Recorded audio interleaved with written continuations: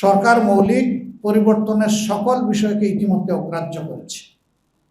স্বাধীন বিচার বিভাগ তারা চাচ্ছে না, স্বাধীন দুর্নীতি দমন কমিশন চাচ্ছেন না, স্বাধীন মানবাধিকার কমিশন চাচ্ছেন না, স্বাধীন গুম কমিশন চাচ্ছেন না, স্বাধীন নির্বাচন কমিশন চাচ্ছেন না। বহু ত্যাগ তিতিক্ষার পর 24শে জুলাই গণ অভ্যুত্থানের পর প্রতি সপ্তাহে সর্বোচ্চবার বিকাশ পেমেন্টে 50 জন হবেন পেমেন্ট চ্যাম্পিয়ন। জিতে নিন টিভি সহ আকর্ষণীয় সব প্রাইজ। মানুষ বড় আশায় বুক বেঁধেছিল যে এতগুলা মানুষের ত্যাগ এবং জীবনের বিনিময়ে আমরা একটা পরিবর্তন পেয়েছি, এখন বাংলাদেশ আগামীতে সঠিক পথে পরিচালিত হবে। ইতিমধ্যেই এবছরের 12 ফেব্রুয়ারি সাধারণ নির্বাচন এবং সংস্কার পরিষদের সংস্কারের জন্য গণভোট অনুষ্ঠিত হয়েছে।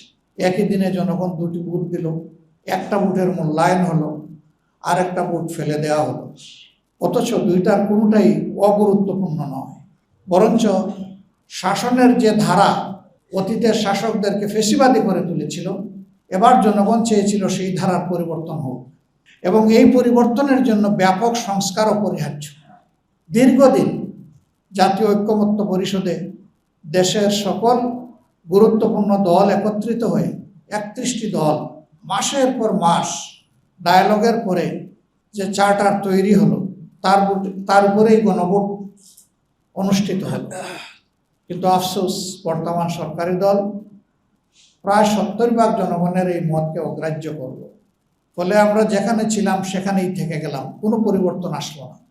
হয়তো কেউ কেউ বলবেন যে 4 মাসের সরকার, আমরা তো অপেক্ষা করতে পারি, কিন্তু না, ফাউন্ডেশনের উপরেই একটা দেশ এবং রাষ্ট্র চলে। আমরা সবাই জানি একটা গুরুত্বপূর্ণ phrase, morning shoes the day. দিনটি কেমন যাবে সকালবেলাই তা বলে দেবে। সরকার মৌলিক পরিবর্তনের সকল বিষয়কে ইতিমধ্যে অগ্রাহ্য করেছে। স্বাধীন বিচার বিভাগ তারা চাচ্ছে না, স্বাধীন দুর্নীতি দমন কমিশন চাচ্ছেন না, স্বাধীন মানবাধিকার কমিশন চাচ্ছেন না, স্বাধীন গুম কমিশন চাচ্ছেন না, স্বাধীন নির্বাচন কমিশন চাচ্ছেন না।